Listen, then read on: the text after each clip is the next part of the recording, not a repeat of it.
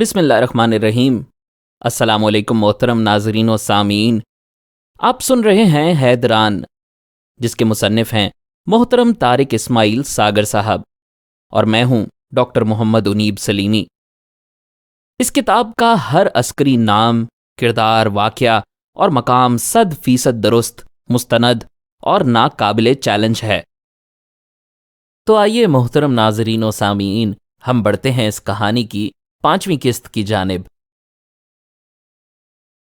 اللہ تمہارا خلوص اکمل درجے میں قبول فرمائے۔ اگر تم ہمارا چھوٹا سا کام کر دیا کرو تو ہم تمہارے مشکور ہوں گے۔ بخت خان نے کہا، آپ حکم کریں، اپنے مجاہدوں کے لیے میری جان بھی حاضر ہے۔ سکینہ نے جواب دیا، اگر تم آسانی سے ہمیں دوسرے تیسرے دن بازار سے سبزیاں، دالیں وغیرہ خرید کر لا دیا کرو اور وہ ہم یہاں وصول کر لیا کریں، یا پھر جس طرح تم کہو۔ اس نے پر امید نظروں سے اس کی طرف دیکھا۔ آپ کی خدمت میرے لیے سعادت ہوگی۔ مجھے تو امید تھی کہ آپ کوئی بڑی ذمہ داری سونپیں گے۔ بہرحال جیسے آپ کی مرضی، انشاءاللہ وقت آنے پر آپ مجھے اپنی صفوں میں اپنے ساتھ موجود پائیں گے۔ سکینہ نے بڑے تیقن سے کہا، اللہ تمہیں اجر عظیم سے نوازے، اب کچھ اور نہ کہنا۔ یہ کہتے ہوئے بخت خان نے اپنی جیب سے کچھ نوٹ نکال کر اس کی طرف بڑھائے اور اسے کچھ سبزیوں، دوائیوں کے متعلق ہدایات دے کر اگلے 2 روز کے بعد اس سے یہیں ملنے کا وعدہ لے کر اجازت لی۔ اللہ کے حوالے، اللہ آپ سب کی حفاظت کرے۔ میرا سلام تمام مجاہد بھائیوں سے کہنا اور انہیں بتانا کہ ان کی بہنیں وقت آنے پر ان کے شانہ بشانہ کھڑی ہوں گی۔ سکینہ نے دعائیں دیتے ہوئے اسے رخصت کیا۔ اس کی گفتگو سے اندازہ ہو رہا تھا کہ زیادہ نہیں، پھر بھی وہ پڑھی لکھی ضرور ہے۔ بخت خان جب اپنے ہمراہی کے ساتھ اپنی ہائیڈ آؤٹ پر دودھ سمیت پہنچا تو سب حیران رہ گئے۔ یہ کیا؟ امین نے حیرت اور خوشی کے ملے جلے جذبات سے پوچھا۔ اللہ اپنے راستے میں چلنے والوں کے لیے آسانیاں پیدا فرماتے ہیں اور اپنے فرشتوں کے ذریعے ان کی مدد کرتے ہیں۔ فی الوقت میں اس سے آگے کچھ نہیں کہہ سکتا۔ سکینہ نے ایک بڑی ذمہ داری اپنے سر لے تو لی تھی، لیکن وہ اسے پورا کر بھی پائے گی یا نہیں، اس کا اسے علم نہیں تھا۔ وہ چاہتے ہوئے بھی بخت خان کو یہ نہیں بتا سکی تھی کہ وہ بشیر بکروال کی بیٹی ہے، اور اسے اس بات کا بھی علم ہے کہ اس کا باپ بھارتی فوج کے لیے مخبر کا کام کرتا ہے۔ اس کے باپ نے انہیں یہی بتایا تھا کہ کاؤنسلر ہونے کے ناطے اسے سب سے سلام دعا رکھنی پڑتی ہے۔ اگر وہ ایسا نہ کرے تو اس کے اپنے لوگ کئی فوائد سے محروم رہیں گے اور کئی مشکلات کا شکار بھی ہو جائیں گے۔ اس کی ان بزدل دلیلوں سے سکینہ کی ماں تو مطمئن ہو جاتی تھی، لیکن وہ کبھی مطمئن نہ ہوئی۔ وہ بشیر بکروال کی سب سے بڑی بیٹی تھی، 2 چھوٹی بہنیں اور ایک چھوٹا بھائی اس کے علاوہ تھے۔ سکینہ نے میٹرک تک تعلیم حاصل کی تھی۔ اس کے بعد اپنے خاندانی پیشے بکریاں پالنے، ان کا دودھ فروخت کرنے سے منسلک ہو گئی تھی۔ چونکہ اس سے بڑا کوئی بھائی نہیں تھا، اس لیے یہ ذمہ داری اس نے سنبھالی تھی۔ والد کی طرف سے 2-3 مرتبہ کوشش کی گئی کہ یہ کام کسی تنخواہ دار کے سپرد کیا جائے، لیکن کوئی بھی ڈھنگ کا بندہ نہ مل سکا۔ کچھ خاندانی کام اور کچھ موجودہ صورتحال کا تقاضا، اس نے بکروالی کبھی نہ چھوڑی، کیونکہ بکریاں چرانے کی آڑ میں وہ لائن آف کنٹرول تک جا سکتا تھا، اور یہی اس کا بہترین کور بھی تھا جس کی آڑ میں اس نے اپنا دھندا چلایا ہوا تھا۔ گزشتہ 10 سال سے وہ بھارتی انٹیلیجنس کے لیے کام کر رہا تھا، اور جب بھی اس نے اپنا آبائی پیشہ چھوڑنے کی خواہش ظاہر کی، اسے سختی سے روک دیا گیا۔ سکینہ نے بخت خان کی اچانک ملاقات کو قدرت کی طرف سے اپنے باپ کے گناہوں کا کفارہ ادا کرنے کا وسیلہ جانا تھا، اور اس پر اللہ کا شکر بھی ادا کیا تھا۔ کیونکہ ان کے گھر میں پراسرار لوگوں کی آمد و رفت لگی رہتی تھی، اس لیے اسے جو کچھ بھی کرنا تھا بڑی احتیاط سے کرنا تھا۔ گاؤں میں سبزی کی صرف ایک دکان تھی، اگر وہ یہاں سے سبزی خریدتی تو اس پر شک کیا جا سکتا تھا۔ وہ اپنے باپ کی وجہ سے جانتی تھی کہ عموماً سبزی اور دودھ والی دکان پر مخبروں کی نظر رہتی ہے، اور جو کوئی بھی معمول سے زیادہ خریداری کرے اس پر شک کیا جاتا ہے۔ اس نے اس کے لیے کوئی اور طریقہ ڈھونڈ لیا تھا اور اب اس پر عمل کرنے جا رہی تھی۔ سکینہ جانتی تھی کہ نزدیک اور دور کے دیہاتوں کی عورتیں جنہوں نے نزدیکی پہاڑوں کے دامن میں میسر تھوڑی سی جگہ پر سبزیاں کاشت کی ہوتی ہیں، عموماً یہیں سے گزرتی ہیں جہاں وہ بکریوں کے ساتھ موجود رہتی ہے۔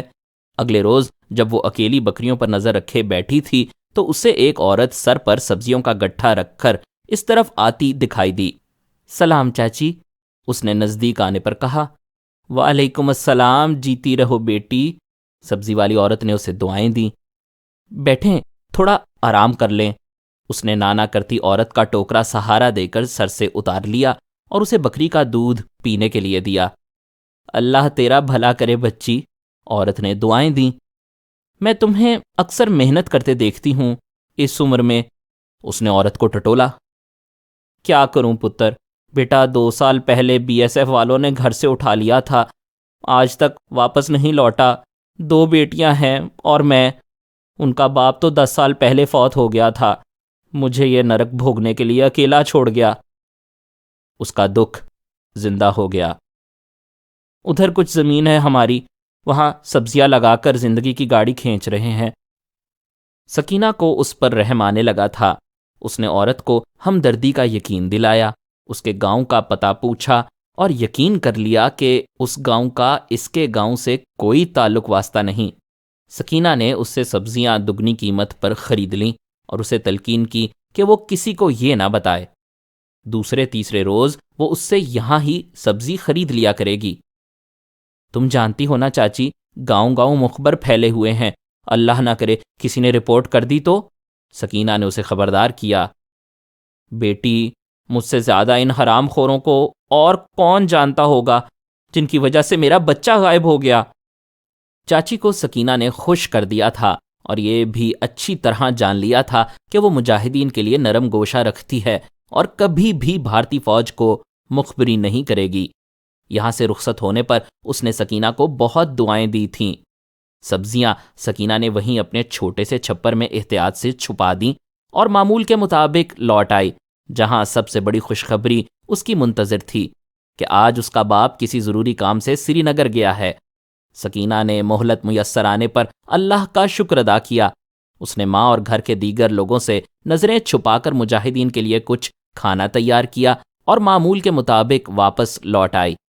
آج بخت خان نے آنے کا وعدہ کیا تھا اور وعدے کے مطابق آ بھی گیا۔ سکینہ کی طرف سے کھانا اور سبزیاں ملنے پر اس نے احساس تشکر سے آنکھیں جھکا لیں اور اس کا تہہ دل سے شکریہ ادا کیا۔ تمہارا بہت شکریہ، اللہ تعالیٰ تمہارا یہ خلوص اور قربانی قبول فرمائے۔ میری درخواست ہے کہ بہت محتاط رہنا، فی الوقت یہاں ہمارا صرف تم سے رابطہ ہوا ہے، اگر خدا نخواستہ تم پر بھی شک ہو گیا تو بہت مسئلہ بن جائے گا۔ بخت خان نے اسے سمجھایا، ایسا انشاءاللہ کبھی نہیں ہوگا، میرے جیتے جی تو اس کی کبھی امید نہ رکھنا۔ میں مر تو سکتی ہوں لیکن مجاہدین پر میری وجہ سے کوئی آنچ بھی آئے اس کا تصور بھی نہیں کر سکتی۔ اس نے بخت خان سے بڑے فیصلہ کن لہجے میں کہا، اللہ تمہیں استقامت دے، انشاءاللہ ہمارے ہوتے ہوئے ایسا ہوگا بھی نہیں۔ بخت خان نے اسے تھوڑی دیر باتیں کی۔ رخصت ہونے سے پہلے اس نے زبردستی بخت خان کو نمکین چائے بنا کر پلائی تھی اور بڑی چائے دانی مجاہدین کے لیے الگ سے دی تھی۔ قریباً 1 ماہ تک یہ سلسلہ کامیابی سے چلتا رہا۔ اس دوران سکینہ خاصی ٹرینڈ ہو گئی تھی۔ اس نے نہ صرف اس علاقے میں موجود بھارتی فوج کی مکمل تفصیلات، بما ان کے ٹرکوں، جیپوں اور کندھوں پر لگے نشانات کے اس تک پہنچائیں، بلکہ اس کیپٹن کا ذکر بھی کر دیا جو اس کے باپ سے ملنے آیا کرتا تھا۔ کیوں؟ بخت خان کے اس سوال پر اس کی آنکھوں سے آنسو بہنے لگے اور اسے بادلے ناخواستہ اپنے باپ کا مکمل تعارف کروانا پڑا۔ اس کے بعد سے تو اس کی اہمیت اور حیثیت بخت خان کے دل میں کئی فیصد بڑھ گئی تھی۔ اس نے دل ہی دل میں نہ جانے سکینہ کی عظمت کو کتنی مرتبہ سلام کیا اور اسے یقین ہو گیا کہ اس قوم کو کبھی شکست نہیں دی جا سکتی جہاں بشیر بکروال جیسے باپ کے گھر بھی سکینہ جیسی بیٹی موجود ہو۔ اس نے سکینہ کو متعدد بار محتاط رہنے کی درخواست کی تھی۔ سکینہ کے بضد ہونے پر اسے پستول چلانا سکھایا اور ایک پسٹل اور کچھ فالتو گولیاں بھی اسے دے دیں۔ وہ جانتا تھا کہ سکینہ یہ کچھ حاصل کرنے کے لیے بضد کیوں ہے۔ کیپٹن انوج کمار نے بشیر بکروال کے ذریعے چند دنوں ہی میں وہ کچھ حاصل کر لیا تھا جو اس کے پیش رو مہینوں کی جد و جہد کے بعد بھی حاصل نہ کر پائے تھے۔ کنٹرول لائن کے نزدیک موجود قریباً ہر قابل ذکر گاؤں کے مکینوں کی تفصیلات، ان کے کاروبار، رشتہ داریاں، نظریات اور مستقبل میں ممکنہ عزائم سے متعلق جو ڈائری اسے بشیر بکروال نے فراہم کی تھی، اسی کا حصول عام حالات میں کبھی ممکن نہ ہوتا۔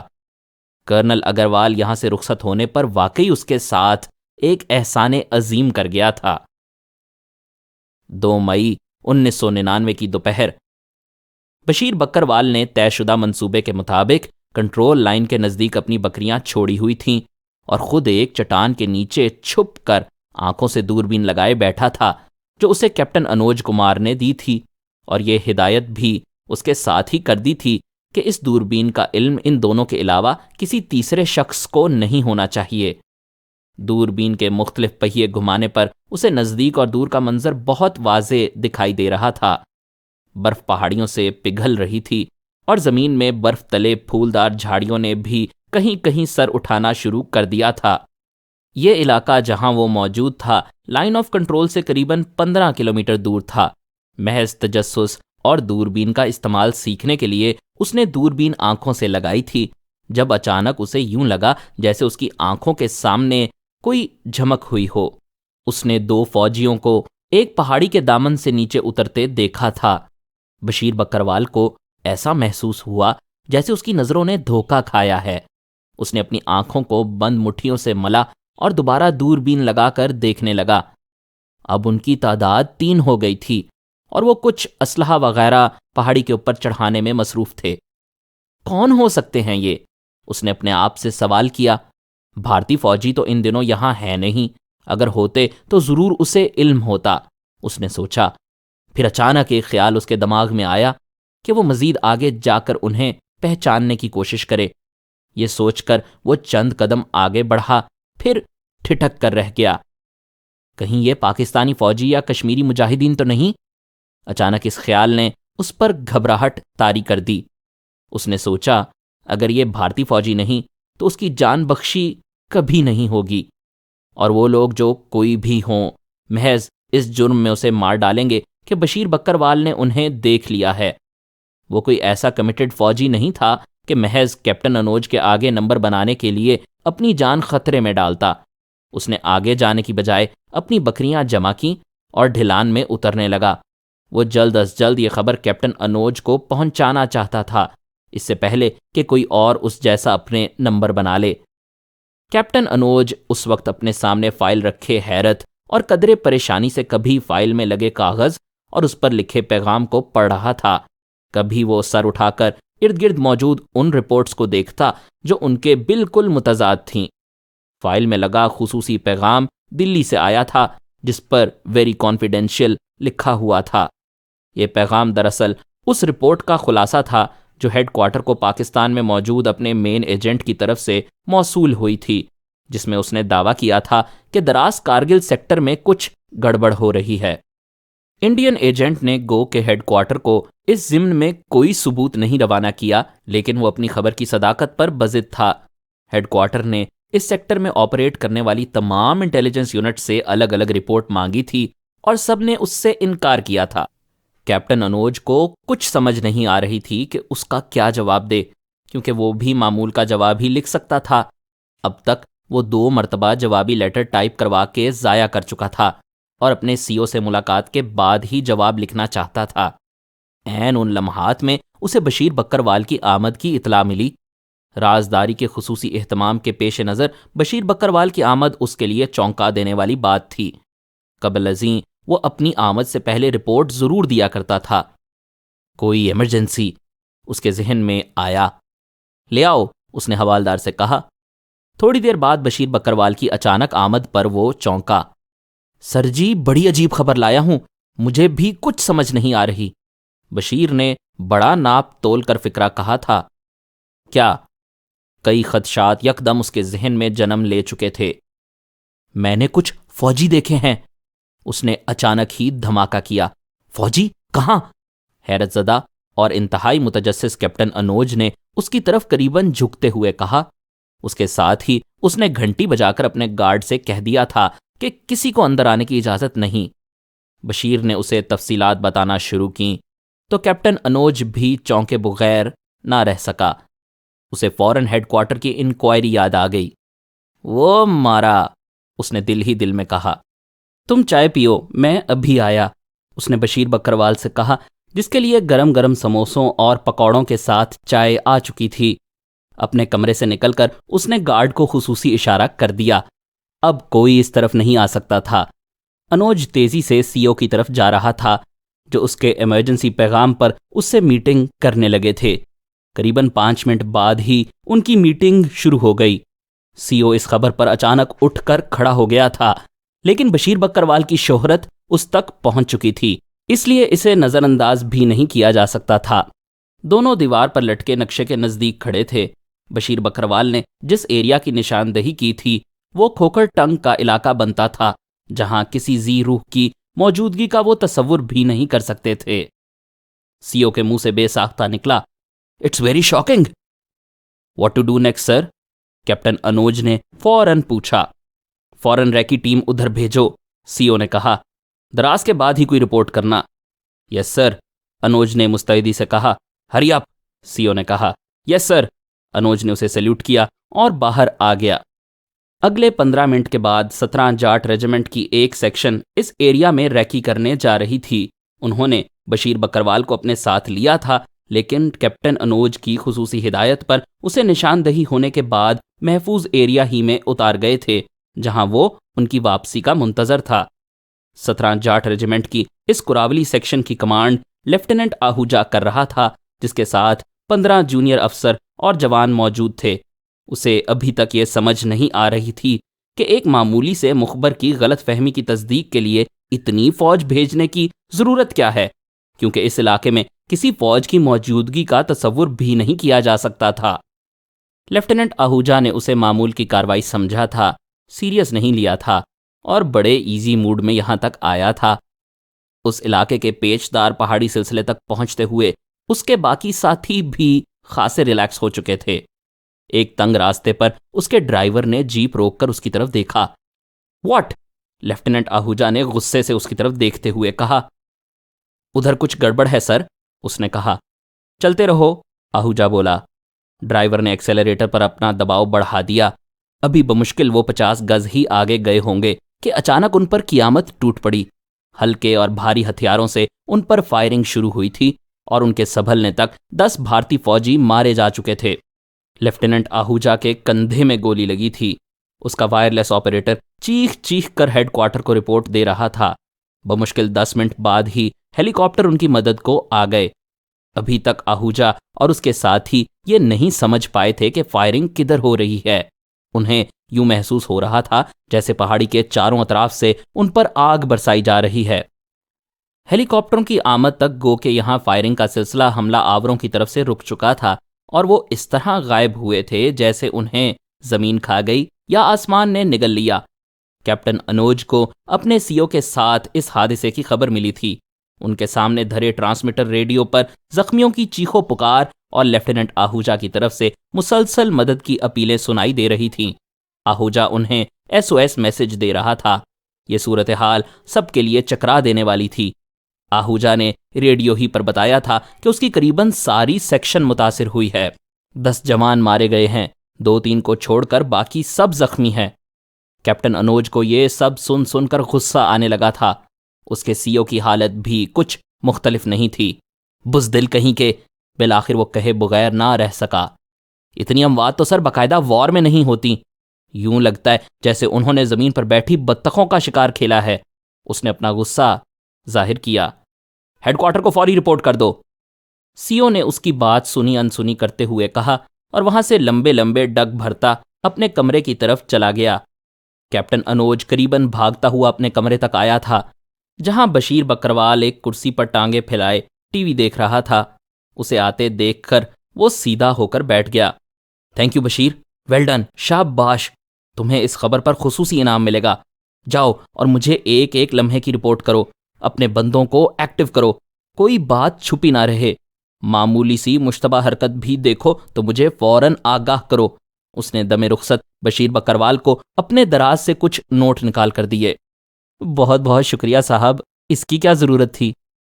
بشیر نے بے شرمی سے دانت نکالتے ہوئے نوٹ اپنی جیب میں رکھے اور نکل گیا۔ مزید اقساط سننے کے لیے ہمارے چینل کو سبسکرائب کیجیے، بیل آئیکن کو کلک کریں تاکہ آپ کو ہمارے نئے اپلوڈز کے متعلق نوٹیفیکیشنز ملتی رہیں۔ ہماری ویڈیوز کو لائک اور شیئر کریں اور کمنٹ سیکشن میں ہمیں اپنی رائے سے آگاہ کرتے رہیں۔